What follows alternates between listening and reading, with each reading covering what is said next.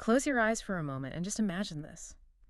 You step into this haven of warmth. The air's thick, smells like wood, maybe some fresh birch, Mm. and this like gentle wave of steam just washes over you. You feel every knot just loosening up, the day's stress just melting away. Yeah, that feeling. It's a space where, physical effort stops and this deep calm takes over. You're left with this, well, almost primal sense of well-being. Absolutely. What ancient ritual, loved all over the world, gives you this powerful mix of physical cleansing and cultural connection. Today on The Deep Dive, we're heading off on a really fascinating journey, deep into the world of sweating practices. We're putting a special spotlight on the sauna. Right. But look, this isn't just about getting hot. It's a deep dive into history, into really embedded cultural meaning, the sort of intricate science behind the heat and the steam, and actually a surprisingly personal path to feeling rejuvenated. Yeah, it covers a lot of ground. We've pulled together a serious stack of sources for you, everything from academic papers to, cultural definitions. And our mission today is to unpack the most important bits of knowledge from all of that. Mm-hmm. We'll explore where these traditions actually come from, what makes them unique, how they really work their magic, and maybe most importantly, what they can offer you in your life. Exactly. The personal relevance. Yeah. Get ready for some pretty surprising facts and insights. I think it'll really change how you see the sauna. And these practices, they're definitely not new, are they? They're really ancient traditions. We see them popping up independently all across the globe at different times, too. And they're consistently recognized for having loads of therapeutic benefits. Right. The word sauna itself, that's Finnish, and it perfectly captures that core idea, heat and sweating.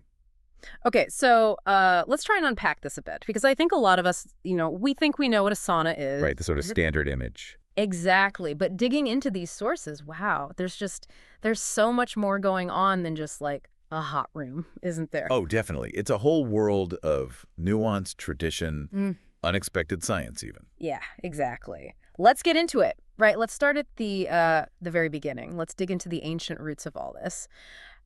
Our sources, they all pretty much say the same thing. Sweating rituals like the sauna, they're ancient. Mm-hmm. Really old. They've shown up in so many different cultures all over the world at different points in history.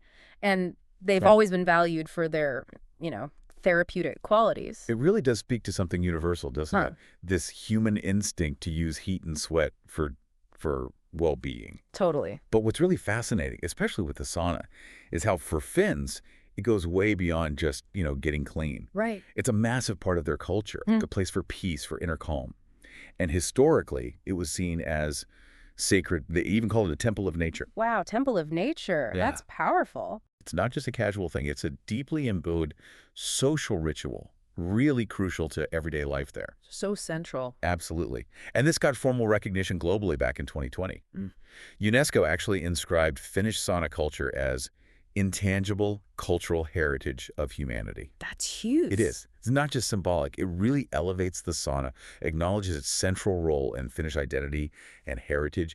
Can you imagine, like, a practice being so fundamental, it's part of daily life for most of a country, as vital as any other national custom? It's hard to picture here, isn't it? It really is.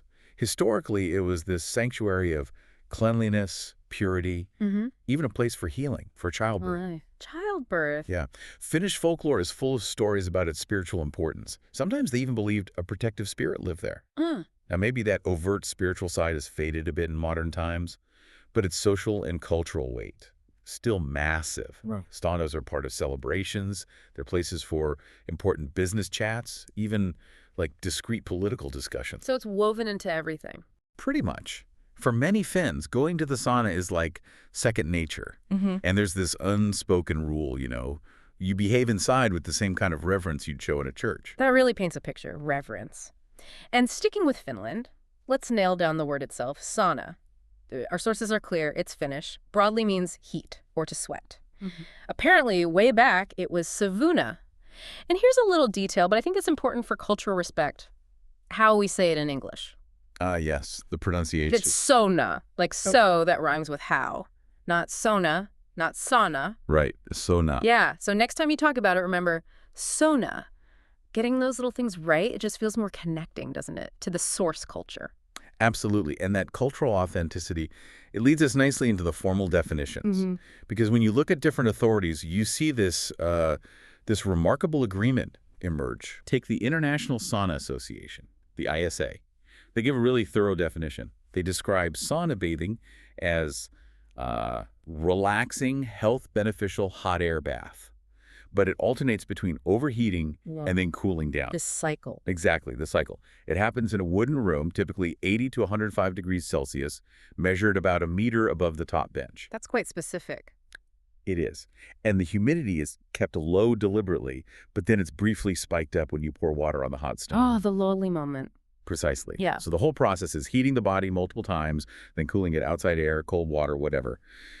And crucially, these rooms always have tiered benches and a stove designed to hold a good amount of stones. And then there's Saunalogia. That's a site run by Lassi Likanen, a Finnish sauna expert, right? That's the one. And they pretty much echo those core ideas. They define it as a warm room, ideally wood walls, heated by a stove with, again, sufficient stones. Could be wood, electric, gas fuel. The fuel can vary. Temperature, again, 70 to 105 Celsius above the top bench.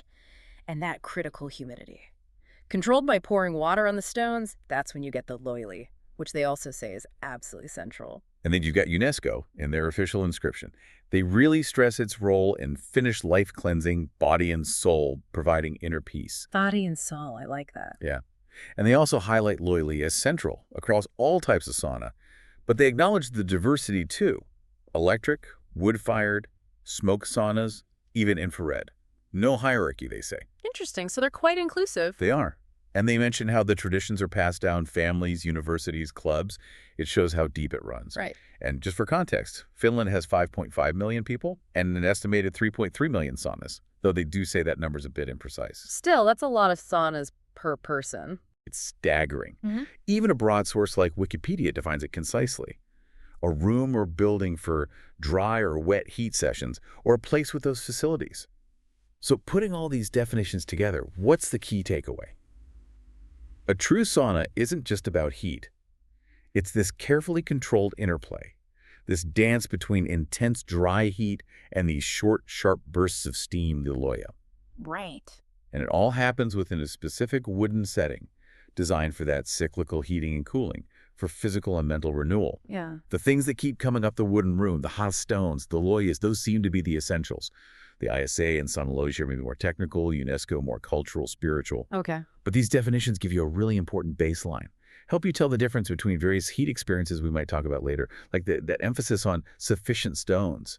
That's not just a detail, is it? No, it sounds crucial for the loili. Exactly. You need that thermal mass to create that unique enveloping steam effect. Absolutely. The stones sound fundamental.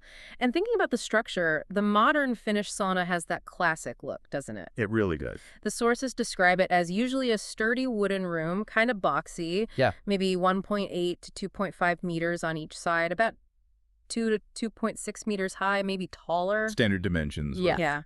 Heated by wood burning or electric stove. And inside, always those tiered benches going up. Ascending levels, yeah. And these aren't just random design choices, are they? They're designed for optimal heat distribution, good air circulation, and importantly, user comfort. Function drives form. Totally. Those tiered benches are clever. They let you pick your heat zone. It's always warmer higher up, cooler down low. You can picture it, right? That sturdy wooden cabin, steam rising, people chilling out on different levels. The classic image. Yeah.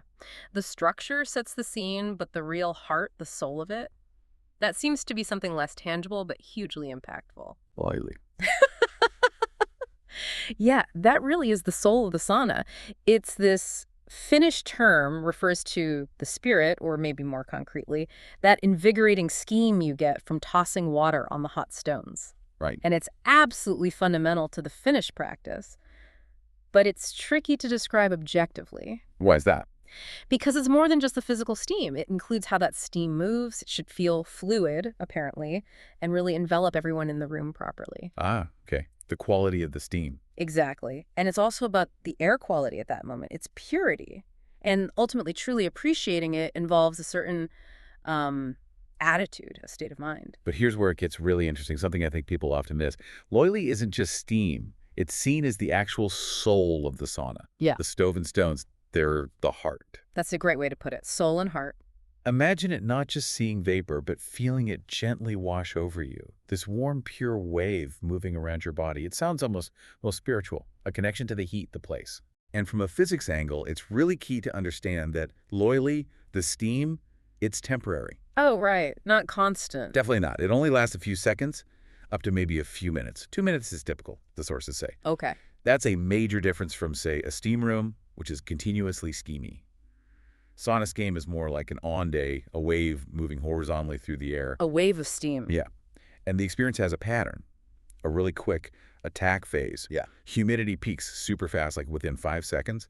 Then there's a decay phase, maybe 30 to 40 seconds, as it dissipates. So if we connect this back to the bigger picture, understanding these physics, the temperate nature, the wave-like movement, it's crucial for getting why the experience feels so unique, so satisfying. Right. It's not just being hit with heat. Exactly. It's not just oppressive heat. It's this dynamic, brief burst of heat and humidity, then back to drier air.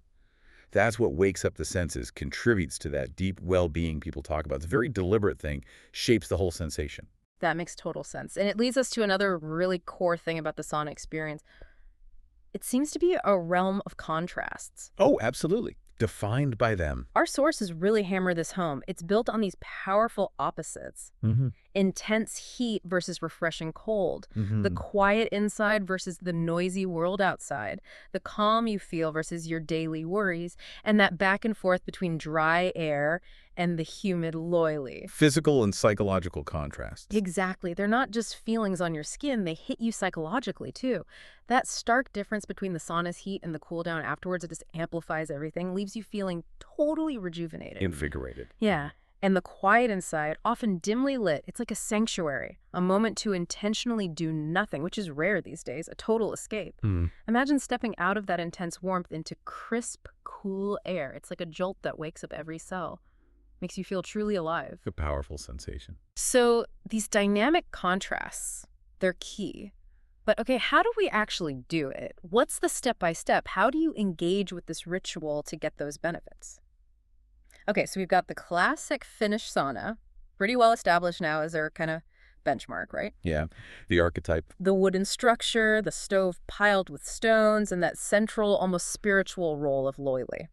And that UNESCO listing really drives home its traditional and cultural importance. That's probably the image most people have in their heads: rustic, inviting, wooden room, heat, steam. The default picture. Yeah. Yeah. But what happens if the heat source changes? What if the way the heat actually gets to you is different? That's exactly where infrared saunas enter the picture. And they're definitely a modern contender, but yeah, a lot of people argue they're a completely different thing. Okay, how so? Well, in an infrared sauna, the air itself isn't the main thing being heated, like with a traditional stove creating convection. Right. Instead, you, the person inside, and the structures around you are heated directly by these radiant electric panels. Ah, direct radiation. Exactly. It's a fundamentally different way of delivering heat. And because of that, the air temperature inside is much lower, usually only 45 to 60 degrees Celsius, sometimes even down to 32, 35 degrees. That sounds much milder. It is, and for some people, that gentler heat is definitely easier to tolerate if they find traditional saunas just too intense. And that's where the debate kicks in, isn't it? Pretty much. Our sources say some users are quite adamant. They say infrareds aren't real saunas. They should just be called infrared cabins. And apparently the International Sauna Association, the ISA, they kind of point to the historical and cultural differences. I mean, radiant panels are new tech, right? Very recent, relatively speaking. And the feeling, the sensation is just different from a traditional sauna. So this brings up a really interesting question for you, the listener. Does a sauna have to stick rigidly to historical methods, or can the concept evolve? Good question. Historically, culturally, the difference between infrared and traditional is clear. But, at the end of the day, maybe the most important thing is just personal enjoyment. Right. If you like it, you like it. Exactly. As one source puts it, it's a question of personal tastes. The core difference is that heat transfer, convection and radiation from hot air and walls in traditional, versus direct radiant heat in infrared. Okay. Both give you warmth, make you sweat, but the lack of loyalty, the different heating method, it creates a very distinct feeling. Understanding that helps you see why purists make the distinction, but also, acknowledge both can be enjoyable, just different. Okay, different experiences. Now, let's rewind way back to the Savu sauna, the smoke sauna. This sounds like a connection to the real origins. Ancient. Truly primal. So how does it work? The smoke? It stays in the room while heating? That's right. During the initial heating, the smoke from the stove isn't vented out continuously. It's deliberately held inside the room. Oh. Then, after the heating is done, and only then, they vent the smoke out through special openings. People only go in once all the smoke is cleared. But it must still be incredibly hot. Exactly, because the room stays intensely hot thanks to a massive quantity of stones that have soaked up a huge amount of heat during that smoky heating phase. Ah, thermal mass again. Huge thermal mass. And the air, the wood walls, they keep that strong, pervasive smell of smoke. It adds this really unique, almost primal atmosphere. I can almost smell it. And yes, steam oily is still produced by throwing water on those massive hot stones. It's a very old form. It gives you that direct, visceral connection to the heating process, the smell, the whole atmosphere. Truly ancient. Amazing. So we've gone from modern infrared back to ancient smoke saunas. The sauna family is definitely diverse.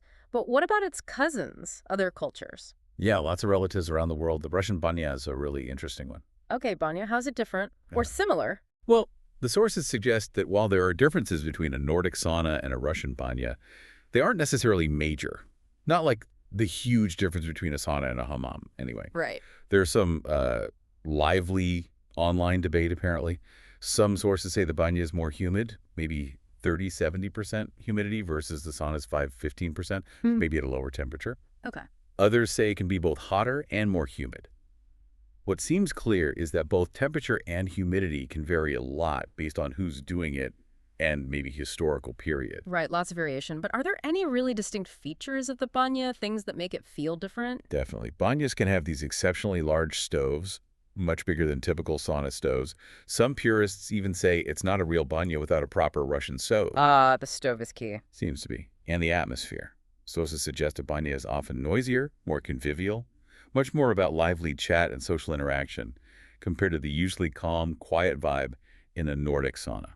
Okay, so less quiet reflection, more social gathering. Potentially, yeah. More of a social hub, maybe discussions, friendly arguments even, part of the steam. And then there's these unique rituals. Banyas get regularly purged. They throw open doors, vents, clear out the steam and air. People usually have to leave the room while this happens. Huh, a reset. Kind of. Yeah. And Russians apparently favor something called superheated steam over the classic saturated steam. Superheated steam, what's that like? Think of it as steam that's so hot, it's actually less dense.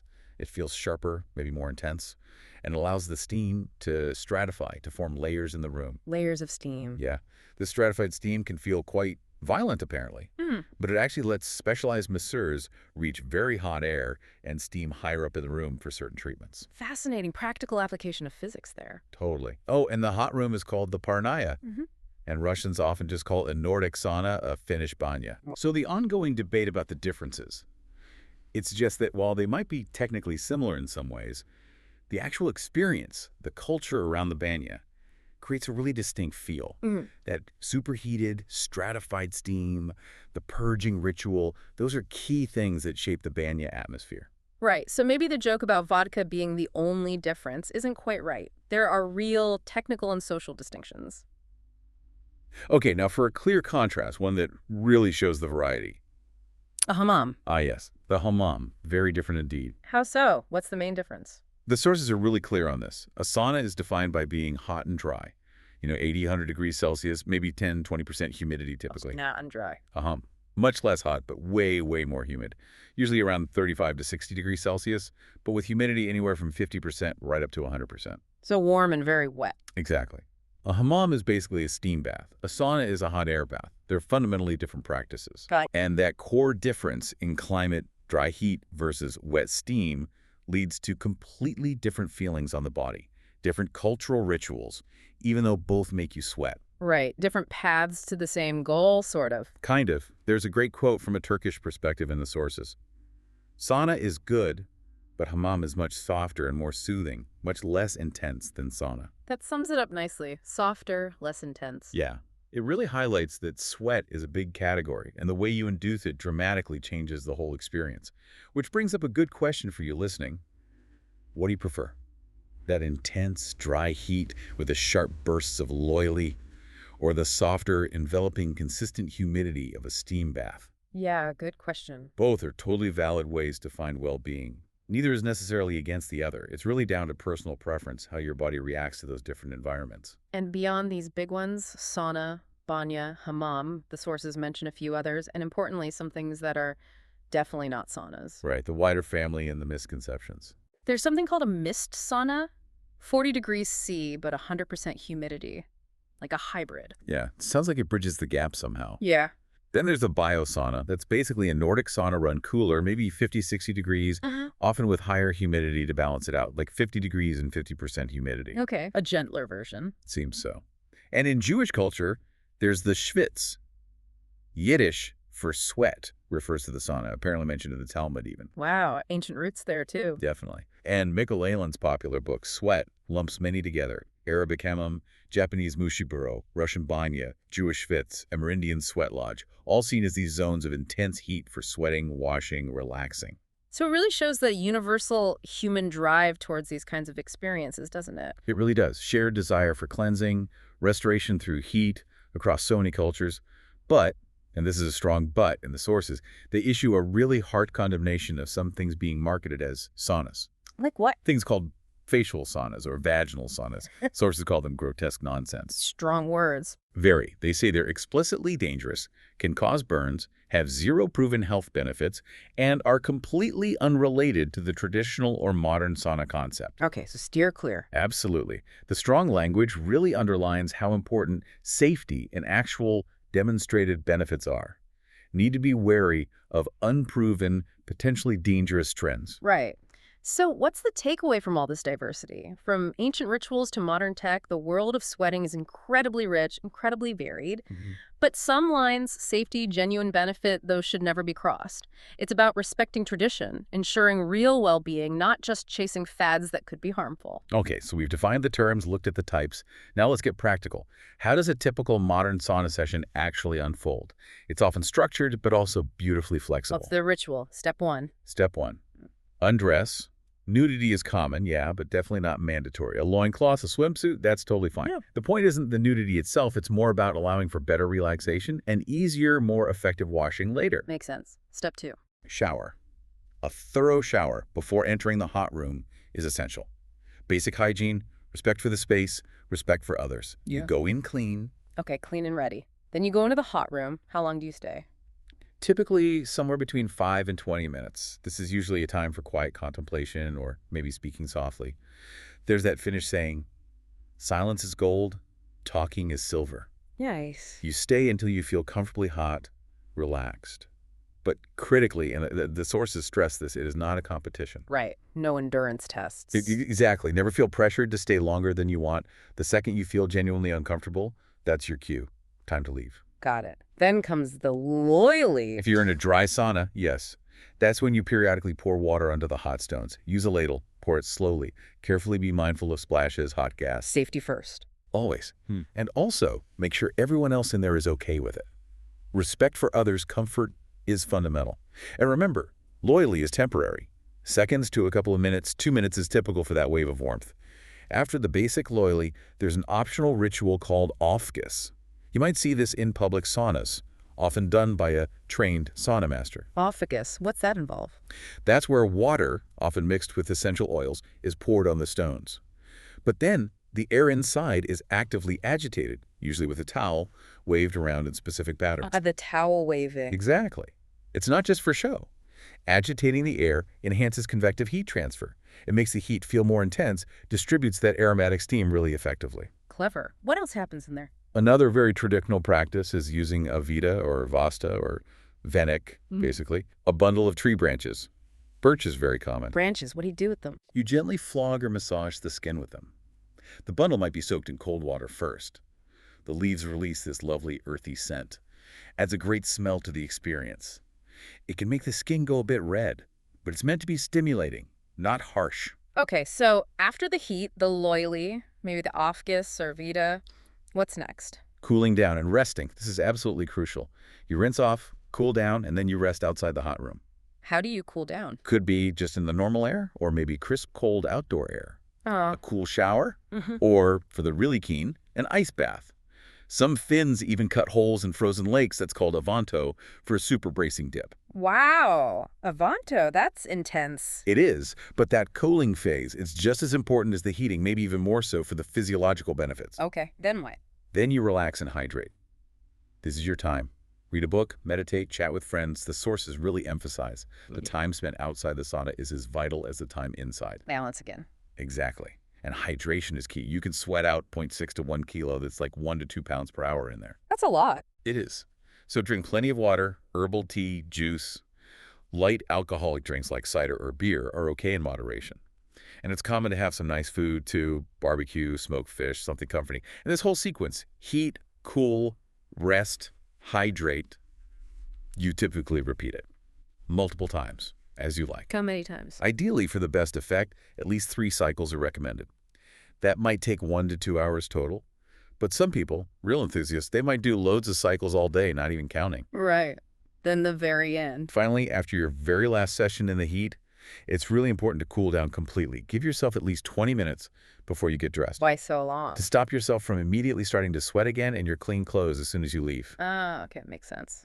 So, if you look at the bigger picture, this whole sequence, heating and cooling, repeated. It's meticulously designed. It maximizes the benefits, both physical and psychological. Lets the body adapt, the mind fully relax. It's like a carefully choreographed dance between intensity and calm. That Vita, the branch bundle thing, that sounds so unique, really connects the sauna to nature. It really does. And you mentioned birch, but are there others? And do they have specific benefits? Yeah, besides birch, oak, beech, pine, cedar are also used. And traditionally, yes, they're believed to have different virtues. Birch is thought to help with bronchial issues, muscle fatigue, bruises. Plus, it gives tannins, Vit C, Provit A, to the skin. Wow. Oak is seen as anti-inflammatory, lots of tannins. Linden for migraines, diuretic, fever-reducing. Pine, with that great smell, is linked to boosting circulation. Whether these are all scientifically proven is another question, but that's the tradition. Preparing them is a ritual in itself. You gather young stems, maybe 20 centimeters long, tender leaves. Best done on a dry morning, around Pentecost or the summer solstice, traditionally. Okay. Strip the base for a handle, arrange them like a fan, tie with hemp cord. Then you store them hanging upside down in a dark, airy place to dry, or you can freeze them for later use. Freeze them. Interesting. Yeah. Then before using, you soak them in water for maybe 24 hours to make them supple again, then dip in hot water for 10 months right before going in. You might wear felt mitts to protect your hands from the heat. Right. Bring them out over the stones, or press them on the stones if the water's cold. Then the massage. The person usually lies face down. The masseur uses broad strokes, gentle whipping, maybe little punches with the handle end, caresses, and the scent that comes off depends on the lead's tannin content. It's a whole sensory thing. It sounds amazing. Now, inside that intense heat, how do you actually breathe comfortably?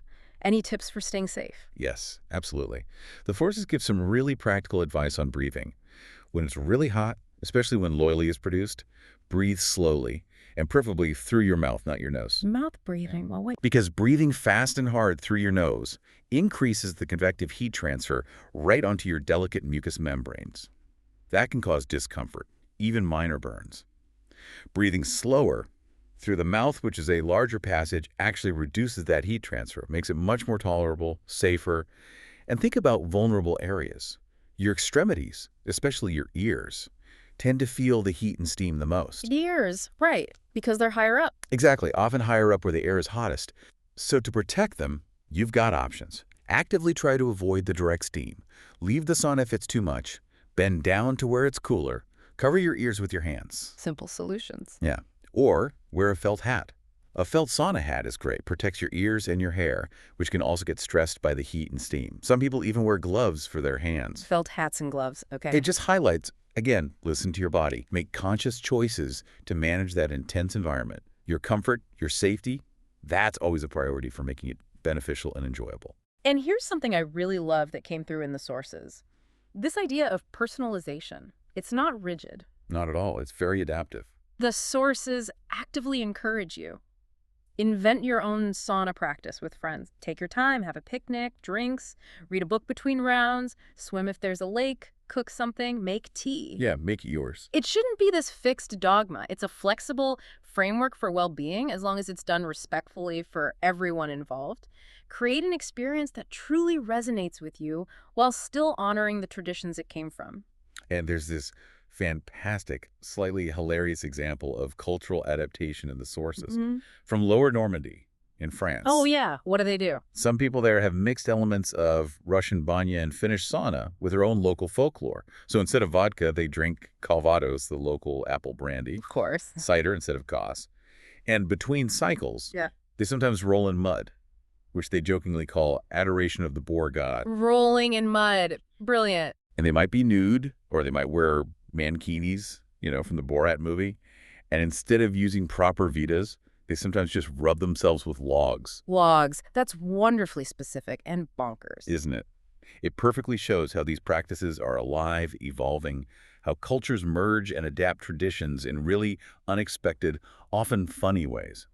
While the traditional forms are respected, the spirit of the sauna allows for this kind of personalization, as long as pleasure and mutual respect are the focus. So what does that mean for you listening? It means the sauna isn't some strict rule book. It's a flexible way to find well-being. Feel free to adapt it, make it comfortable, make it joyful for you.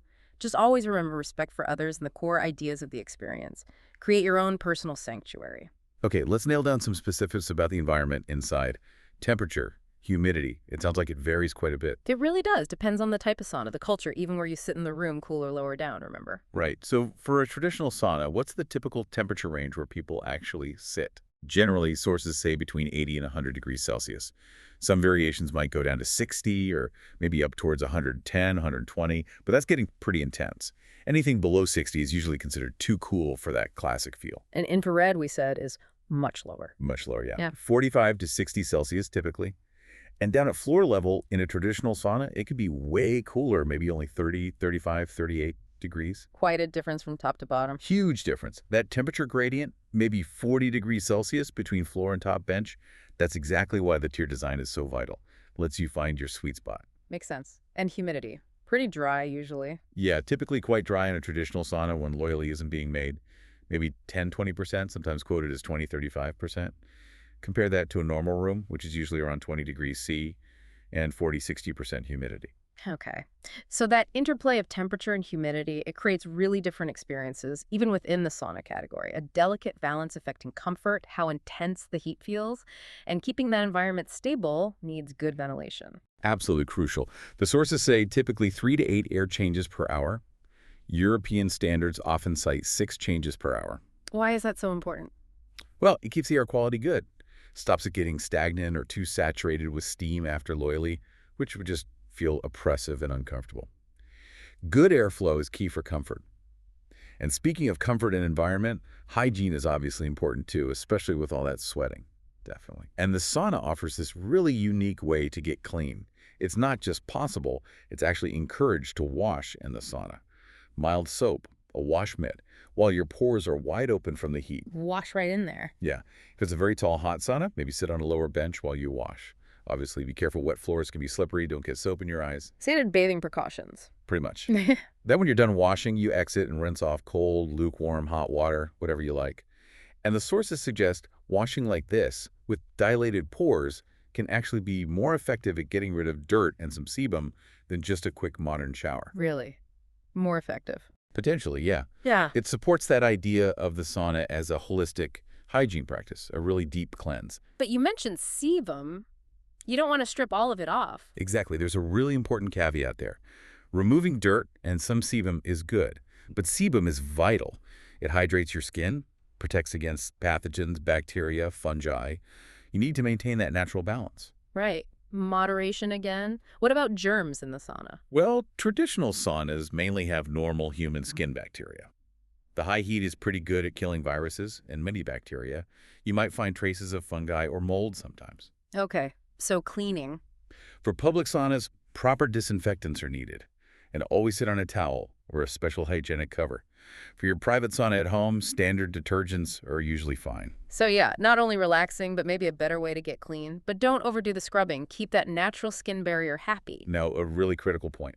Safety. Paramount. The sources are very, very clear on this. You should not practice sauna alone Not recommended at all. Why? because there's always a risk, however small, of losing consciousness, falling, getting seriously injured, could even be fatal in extreme rare cases.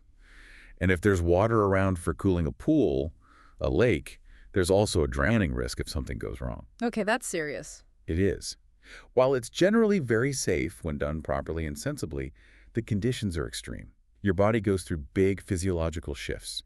Having someone else there just means help is available immediately if needed. It's like a buddy system for intense activity. Exactly. Why take unnecessary risks with something meant for well-being? Always prioritize safety. Don't push your limits unsupervised. That's really vital advice. And for anyone listening who's maybe curious but hasn't tried it, what's the first-timer experience like? Can it be overwhelming? It can be varied. For some, discovering the sauna is amazing, inspiring, even life-changing.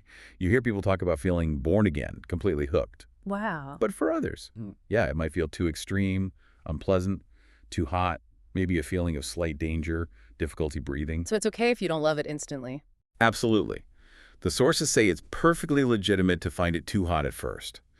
The key is to kind of get past that initial bewilderment, except that it is safe when done sensibly. Science and thousands of years of experience confirm that, and then decide, do you want to try again, or is it just not for you? No shame in stopping. None at all, but also a great opportunity to continue and maybe find your own rhythm with it. There's a good analogy in the sources. Think about things like acquiring a taste for sushi or oysters or strong cheese, or even the initial aches when you start a new sport. Many pleasant things can start off feeling a bit challenging or unpleasant. Right, you have to get used to it. Sauna can be like that. So for beginners, the sources give really helpful tips. Okay, lay them on us. Start with a lukewarm or even cold shower before going in. Hydrate well beforehand. Keep your first session short, maybe less than 5 minutes. Don't feel any pressure to stay longer. It's about pleasure, remember, not endurance. Good point.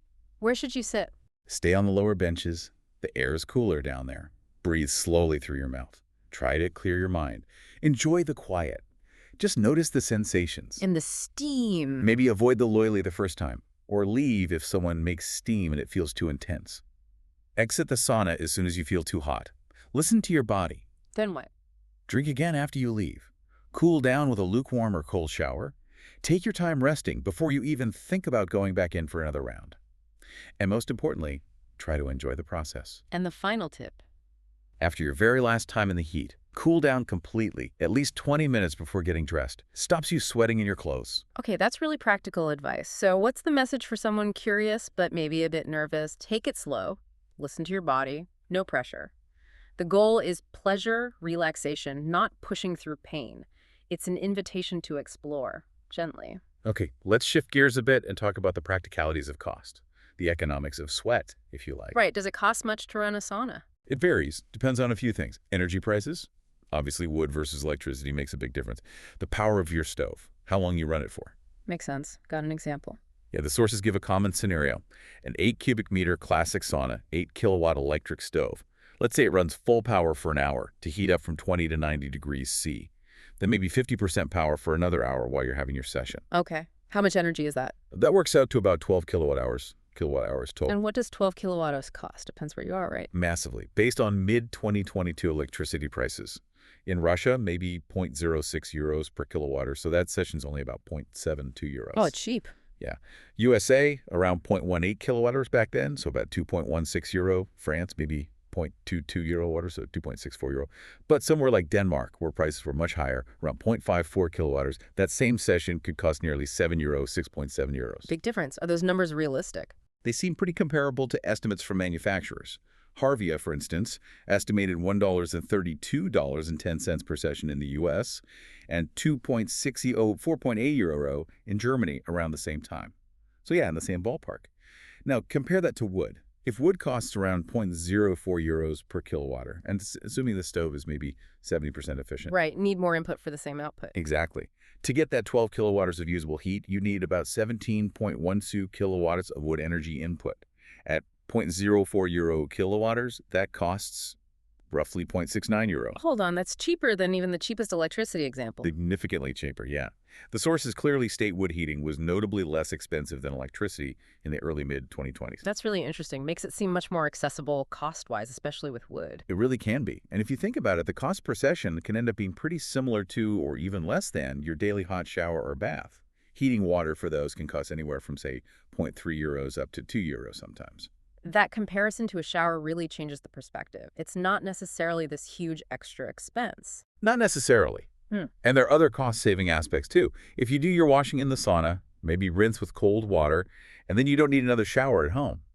Well, you've offset some of the sauna running cost right there. Clever. Plus, if you build a sauna inside your house, the heat it gives off isn't just lost, it can actually contribute to heating the building itself. Heat recovery. Makes it more energy efficient overall. Right. So thinking bigger picture, it's not just a cost. It can be integrated efficiently. It's not just a luxury item. It can make economic sense, especially with those multifunctional benefits. And for anyone listening who's thinking about getting their own sauna, what about the upfront cost? Buying one. Good question. What are we talking? For a new, classic, electric or wood-fired sauna, maybe that 8 cubic meter size cabin, stove, stones, or the whole package, you're probably looking at several thousand euros. Say around 5,000 euros as a ballpark figure in 2023. Okay, significant investment. It is. However, if you're handy, willing to do it yourself. DIY sauna. Yeah. The cost drops dramatically. Hmm. Maybe down to 1,000 euros to 2,000 euros, depending on the materials you choose, new versus used parts, that sort of thing. That's much more accessible. Definitely. Though one source mentioned a DIY build in 2022 costing around $5,000 for about 10 cubic meters, and maybe $12,000 for a 15 cubic meter one, or $20,000, $30,000 if you paid for labor. So DIY costs can vary too. Okay. And just the stove itself. Sauna stoves. In 2024, you can find basic ones from maybe 300 euros. Then they go up to several thousand euros for fancy high power or luxury models. But a typical domestic stove is usually just a few hundred euros. Right. So knowing these costs helps people make informed choices, doesn't it? Balancing that initial spend against the years of enjoyment and health benefits makes the dream of a home sauna feel a bit more real for some people.